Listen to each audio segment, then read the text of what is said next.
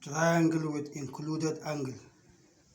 Ga triangle nan an ba mu angle, nan A nan B, angle ɗin mun ba shi suna theta, wanda ce formular na solving triangle with included angle, half AB sin theta.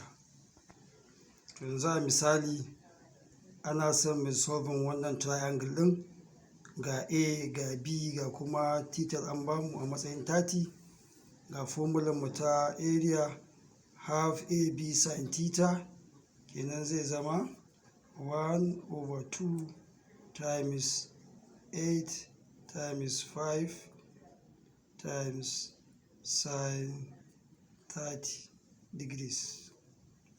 Kamar yadda muka yi ɗazu, wannan zai ba mu 2 in 8 is 4, 4 times 5 is 20, 20 times 1 is 20.